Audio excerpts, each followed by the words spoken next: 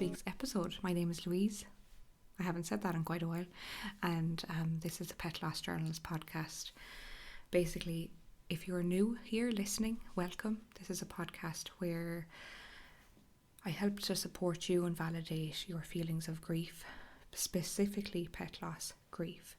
And I would actually encourage you to go all the way back. I know it's a while to scroll down all the way back to episode number 1, and I share my personal story and why I started the podcast, and I share my own personal, deep and meaningful and very vulnerable journal entries with you as a way to help you to feel less alone and maybe to validate your own feelings, because as we all know, it's extremely lonely, and I get it. I was there. I was completely alone in the grief. So I know that there are some new listeners, so I do want to encourage you to go back and listen if at all possible, if you have that time and space. But this week there's something that I want to focus on. I have a topic that I think is very meaningful to me in the most recent time of my life, has been a part of my life which I was struggling with even talk about, but I feel ready to talk about it now, to be honest. And if I've gone through it, I'm sure one of you listening is currently going through it or has gone through it. But I've been so busy for the last 3-4 months writing my book that I mentioned a few podcasts ago, and of course I'll keep you all updated, and it will be going to be published within the next month or two, but I will have a final date and everything. Obviously it's going to be a pet loss related book. I've been working hard on that, but also, during that time, and even in the last 12 months, the last 12 months of my life have been personally a little bit turbulent. Not professionally, but personally, it's been a tough time, and there's been lots of things that have happened, but there is this topic I want to touch on that has affected me personally in the last year, and I think it's really important to kind of shed light on it, and I feel comfortable talking about it on this podcast. I've always shared my kind of innermost thoughts, and I share more on this podcast than I do, I know, on Instagram stories, and I should appear more on it, but I don't like to say should to myself very often. I definitely like to not put so much pressure on myself. You've definitely heard me say that before, but I find that I can connect better and just talk more relaxed when there isn't a camera in my face. Although I know now all the podcasts are turning video style, but I really feel that this audio only podcast is what I'm comfortable with and seems to still be helpful, and that's kind of the way that I'm going to keep it, I think. So there's been so much change in my small little business over the last year, and it's been incredible, and it's been scary, and it's been, my confidence has grown, and there's been a lot of challenges personally in my life as well, and I think one of them that I want to touch on is just this feeling of, it all kind of boils down to people pleasing, and I have been hyper vigilant for the majority of my life and a people pleaser, self-proclaimed people pleaser for the majority of my life, and I really think that that's been slowly changing in the last 5 years of my life. I've been working very hard to heal my heart from certain things, to finding my own voice, actually learning who I am, who Louise is as a person. And this all kind of started close to when my dogs died, 3 to 4 months before that. This journey, and if you've all known the kind of multiple losses that I've been through, and I kind of think that talking about this topic, it's something I remember doing an Instagram reel about this topic, and it was a very short video, and it was probably like last summer sometime that I recorded this Instagram reel. And like, I didn't plan it, I was just in my house one day, I said I have something to say and I feel like it's worthwhile saying it. And the comments that were, attached to that reel were just eye-opening for me. I didn't regret posting the reel because it actually happened to me, and the comments were like, oh my God, people resonated and connected with it. So what that reel was about was a reel of me sharing that a family member didn't acknowledge the death of both of my dogs, and that really hurt. So I think that was basically what the reel was. It was short and sweet, and I was trying to connect with people who have been through the same thing. And several months later, this particular reel came up in a conversation and was kind of thrown in my face that it was disrespectful. So I wanted to highlight and talk about this. So my whole vision and kind of outlook on pet loss, on grief, on this specific disenfranchised form of grief is to be as honest and open as I possibly can. That involves sharing from my own personal experience in as a respectful way as I possibly can. And that's what I felt that I was doing. And so that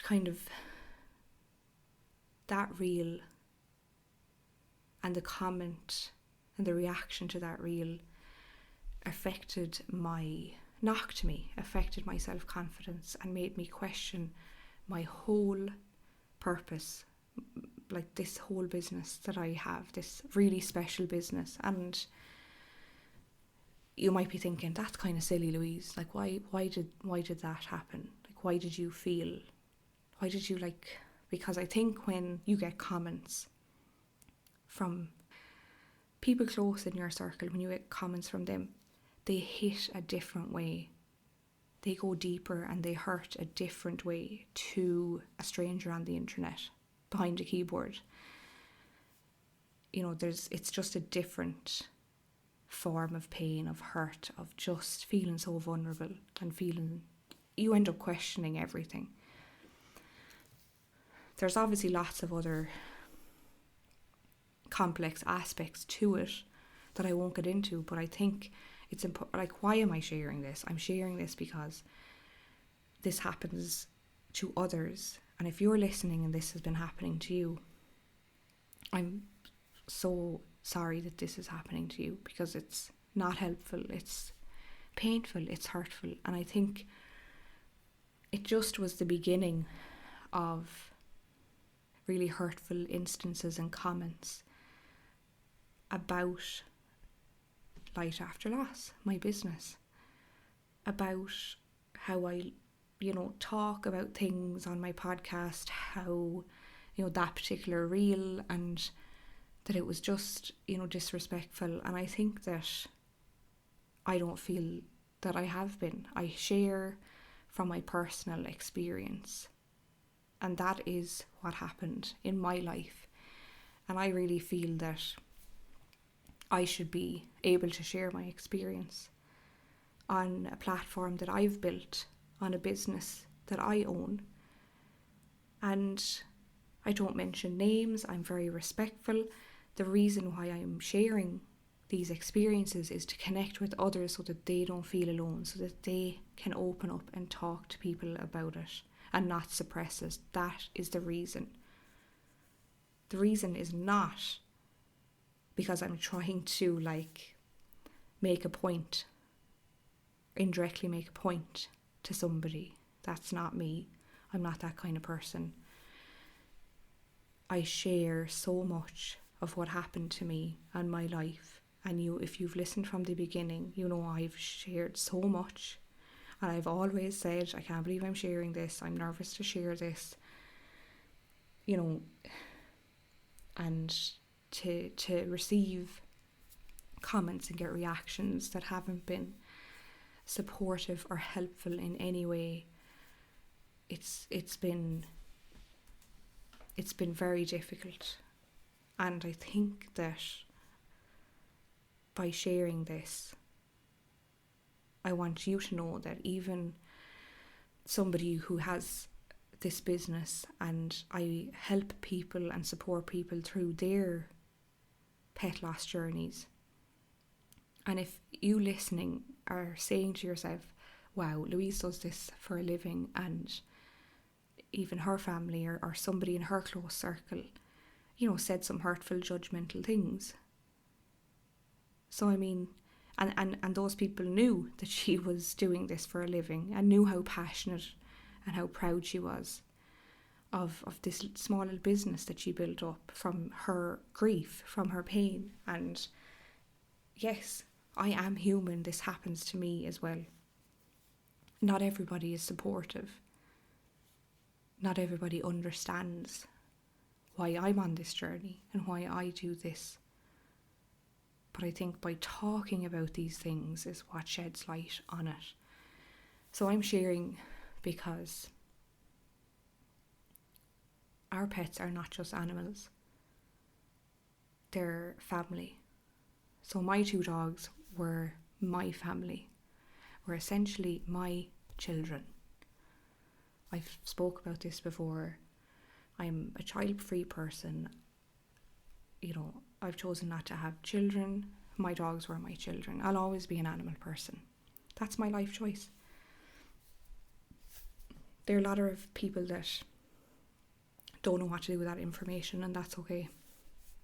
I don't ever judge people who choose or not to choose to have kids, either or. It's everybody has their own choice in life, and I really feel that I've suppressed a lot of who I am, from a very young age all the way up to early 30s. I'm 37 now, and I've spent the last 5 years learning about who I actually am and stepping into who I want to be, standing up for myself, finding my voice, and being emotionally available and being vulnerable and connecting with people who I feel deserve that time and space, and so on. And I think that comes with a lot of hard work and tears and grief as well. I just want you to know that if you are going through pet loss, you've lost your animal, your family member, your soul pet, as some people might describe it, that it's so common that the close people in your life just say the wrong thing, just don't understand, just don't have any concept of the relationship that you actually shared with this living being. They just don't have any sense of what that relationship was to you, and that's really difficult. I wasn't sure whether to share it or not, but it's affected me in ways that I didn't think would, and it's hurt me in ways that I struggle to articulate or to talk about. And I think that it's just been something that's been on my mind, that I've been like, will I share it? Will this even help? I mean, let me know if this is even helpful for you to even listen to. I've received so much judgment from starting this business, and I've also received a lot of dismissal. That would be the right word. Like, some people don't see this as a real job. Some people think that it's like a silly like side hustle, like a silly hobby, and it's not. It's a full-time commitment. It's a purpose of mine. I feel privileged. I feel extremely grateful to have worked with the clients that I've worked with and helped them through one of the most painful times of their life. That's what it is to me. And trying to digest some of those reactions and comments have been very difficult in the last 12 months. And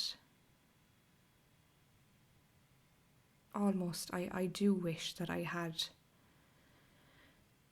people in my life, some of those close people in my life, that were truly proud of what I was doing or truly supported me and asked me about my life or the business or what I'm doing. And it's just been very tough, and I want to share that because there is a perception that people that work in supportive roles like mine, that they get ultimate support from family and close people in their life about what they're doing, but that's not always the case, and it's important to shed light on that. Why does the lack of support hurt so much? That's the question that I want to try and touch on and go through for you listening. Because, like I've often shared, that the human-animal bond is just so deep and unique, and that there are emotional support systems. My dogs were my emotional support system, because like my whole support system was dysregulated, was just in a heap, upside down after they died. And just like, it's the relationship with your pet is free of judgment, and it's filled with like those daily routines that create like that just profound sense of connection that you can't even put into words. And like I said earlier, it's often a disenfranchised form of grief, which means society tends to minimise pet loss, treating it as way less significant as human loss. And like, this means that grieving pet parents don't always get the same level of support, compassion, care, acknowledgement, like, or even ritual support like bereavement leave or like funerals for your pet. Like, family and friends may not like recognise the depth of the grief, so making their reactions feel dismissive and then in turn invalidating. So I think even if you do share, like I shared very openly how the death of my dogs was affecting me mentally, physically, like struggling to live in the world, like I shared that, and it was just dismissed, and that was very painful and difficult.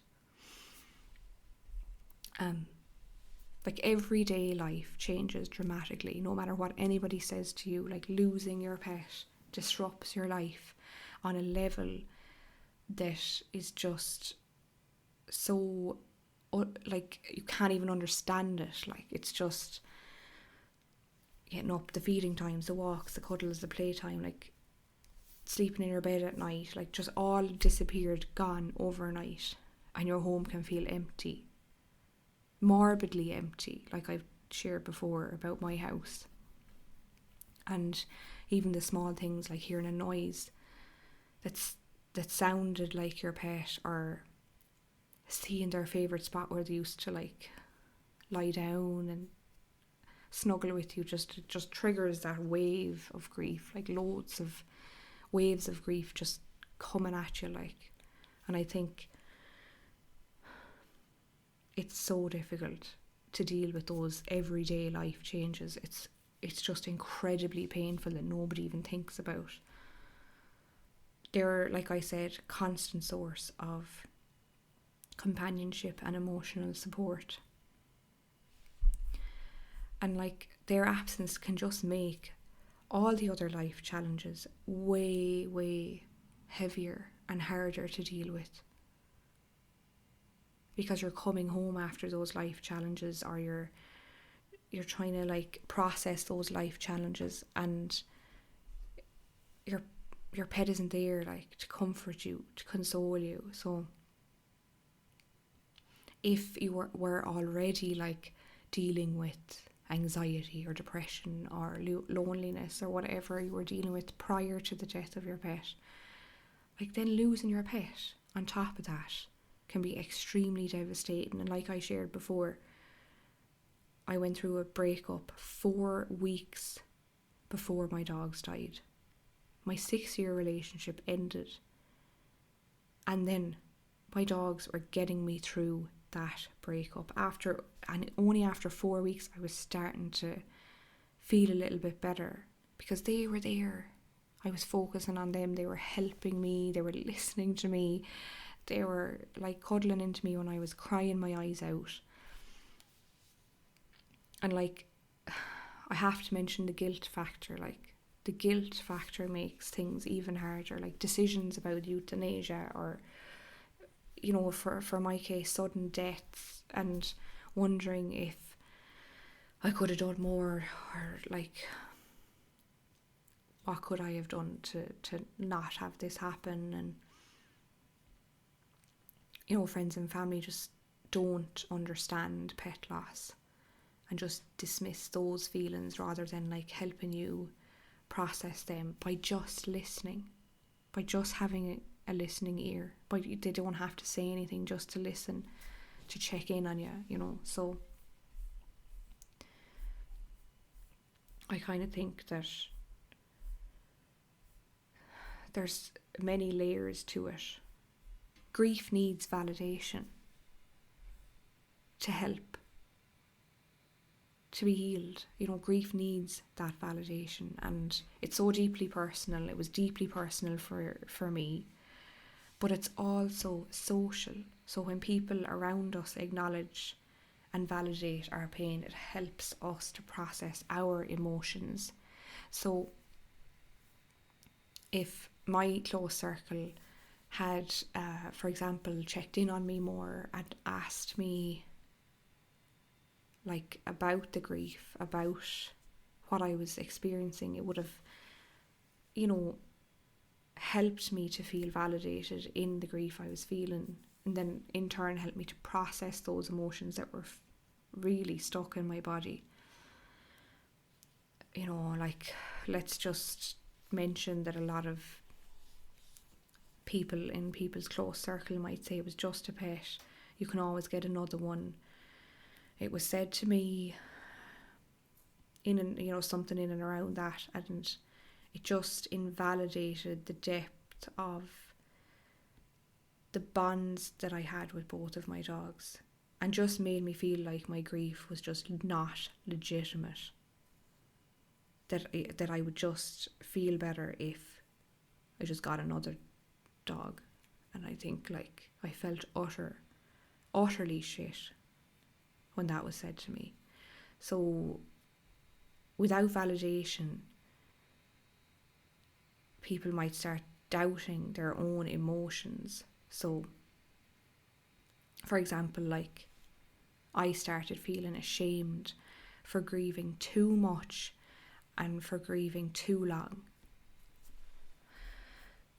The thing is, our expectations that I want to touch on the word expectations and expectations around grief. So you expect support from your loved ones in your life. Like when you're in that much emotional pain, you naturally turn to people closest to you for the comfort. Like that's I think that's like innately natural in all of us to do. And so if they respond with like annoyance or like misunderstanding or indifference, like it can feel like a deep like betrayal. You expected empathy and kindness and support, but you received that judgment or even just avoidance, like complete avoidance. And this kind of form of like emotional disconnect can like make you feel lonely, misunderstood, and like even resentful towards the people that you love. And I've been there. I felt resentful. So it's okay for you to feel that way as well. And when I was going through this grief, obviously it was COVID arrived, the lockdowns and so on. So isolation made the grief a lot harder for me to deal with. Like for you, maybe feeling like you have to hide your grief or suppress your emotions because others don't understand can make healing more difficult for you. And instead of like openly mourning, you may feel forced to grieve in silence, which of course can lead to like that emotional suppression like I talk about so much, and like that prolonged sadness, and then that resentment. You might like end up withdrawing from social interactions because you feel that no one gets it, in inverted commas, which can create even like a deeper sense of loneliness, because you're like, why bother? Why am I going to bother going here? Because nobody does get it. Nobody wants to hear what I have to say, or wants to believe that I'm in this much pain over the death of my pet. So not having that support from people close in your life, like it adds another layer of pain to your already like deep grief that you're going through. So instead of just grieving the loss of your pet, you also grieve the loss of emotional connection with the people who don't support you. It can lead to thoughts like, if they don't care about this, do they really care about me? I have thought that. If they can't support me now, will they be there when I need them in the future? Genuine question. Or like, I thought they knew how much my pet meant to me. Why don't they understand? You feel like shaking them. I've thought all of those three things multiple times over the years since my dogs have died. Like that just adds another layer of pain. And that pain can linger, like making the healing process even more complicated and even more drawn out, and just leads to you suppressing it because it's just so painful that you just mentally and physically, emotionally can't deal with it. Misunderstanding can cause conflict with your loved ones. So if people close to you don't understand, they might try to like fix your grief with logic rather than with empathy. And that's kind of like, I know in a lot of Irish families that people are fixers and they want to fix the problem rather than just offering compassion, support and empathy and a listening ear. And what this might look like might be things, they might say things like, why don't you just get another pet? Or, you knew this day would come. I had a client who, her sister, who she was extremely close with, said, you knew this day would come, as if like just dismissing her grief. Or you should be over it by now. You should be over it, but like, wow, like that's like a dagger to the heart. So these kinds of responses can lead to like frustration, arguments, or even long-term tension in relationships. And that's just the reality, because over time, like unresolved misunderstandings like this can create emotional distance between you and those who you felt were like should have supported you. And that can be really difficult to kind of navigate. And then in turn, as a result of all of this, you might feel pressure yourself to move on too soon.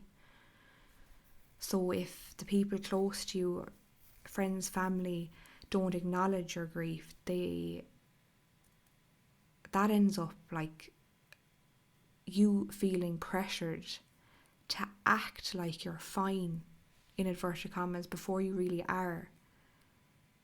This can prevent you from like fully processing the emotions of what happened, leading to that unresolved guilt that later resurfaces in many unexpected ways that I often share on many of the episodes. So like I want to kind of finish this episode with, because this has actually gone on a bit longer than I had expected, but how can you cope when loved ones don't understand? I think that's the question that I want to kind of finish with for you listening. Well, try to find support elsewhere. For example, look for pet loss support groups, online communities, friends who do understand, who do get it, who may have been through it themselves. Like, and they may resonate with what you're going through right now. And I really think, like I've shared at the beginning, I've spent the last 5 years working on my confidence, working on finding my voice, working on figuring out who I am as a person, the real me. Express your needs clearly. So sometimes people just don't know how to support you. Okay, so let them know what you need. Maybe say something like, I don't need advice, I just need someone to listen to me as I share my feelings about the death of my pet. It could be as simple as that. Just clearly share your needs, because some people just don't have the emotional capacity or the emotional maturity to know what to do or to offer that support to you. So really being clear with your needs here. Create your own rituals, and I will harp on about this till the cows come home, because you know that I've shared so many things that I've done. I've created my own rituals. If your family or friends, don't or choose not to acknowledge the loss, honour your pet in a way that's personal to you. Like create a memorial, journal, planting a tree, go on a trip every year, get portraits done of them, go to their favourite beach, go to their favourite place, get some jewellery made, get engravings, whatever will help you to feel close to your pet. Create your own rituals. Another one which I'm passionate about would be to set boundaries. If someone in your life is repeatedly dismissive or hurtful to you, it's okay to distance yourself or limit conversations about your grief experience with them.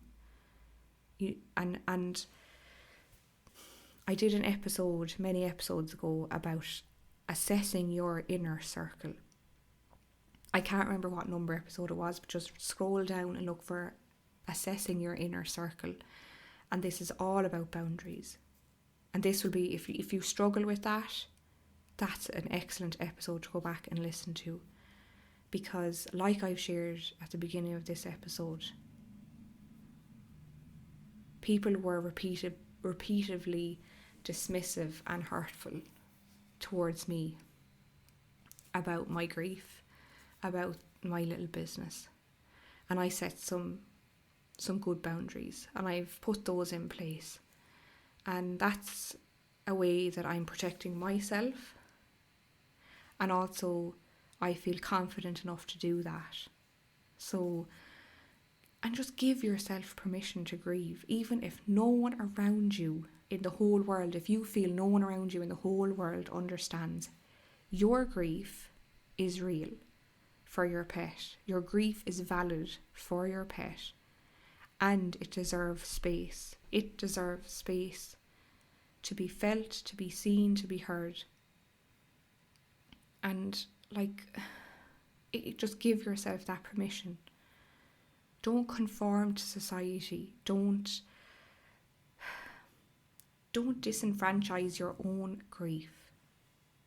And I know it feels like I'm telling you what to do. That's not where this is coming from. It's coming from a place of passion where we deal with enough judgment and dismissiveness and just utter disgusting, hurtful comments, that we need to learn how to prioritise our needs and give ourselves permission to grieve in our way.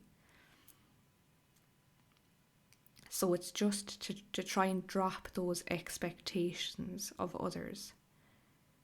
And it's not to be like, screw everybody, I just have myself in this world, and to be angry with the world. It's not about that. It's just to try and drop those expectations of others, because they don't understand. And even if you've explained it very clearly and communicated very clearly about how they've hurt you or how they've been dismissive, sometimes it's just met with a stone wall. It's just met with conflict or just lack of empathy and compassion. And I think that just gift yourself those boundaries and gift yourself permission to grieve in all of that mess, because grief is messy enough as it is, besides trying to navigate our high expectations of people in our lives who will just never understand and will never offer us that support and empathy that we truly deserve.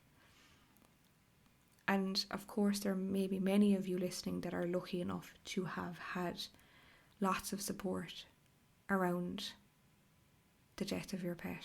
And wow, that's incredible.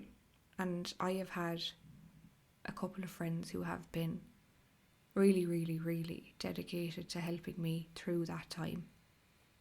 And obviously my partner Steve, which you've all heard about many times on the episodes, but it's been scary sharing this with you this week. And I hope that going through it more in depth like this can be kind of something that you can resonate with, that can bring you some kind of comfort or relief to know that you're not going through this alone. The host of this podcast has gone through it, so you are not alone. And I would love to hear your thoughts on this episode. If you are listening on Spotify, leave a comment underneath this episode and let me know if you've ever experienced this and how it's made you feel, and just share in the comments.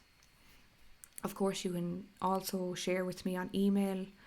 My email is in the show notes, and really leaving a rating or a review on whatever platform you're listening on really helps to get this podcast to the people who really, really need it the most. So I'd be so grateful if you could do that. Thank you. And I'll keep you updated with my book very, very soon. And next week I have a wonderful, wonderful guest, which I'm so excited about. I know I say I'm excited about every single guest. That's because I am, because I've had such incredible guests that have agreed to come onto this podcast and share their really vulnerable experiences of their own pet loss, and a lot about their own life. And I've just been feeling so privileged and loving talking to these people. These guests are incredible. So listen in next Friday, and until next time, take care.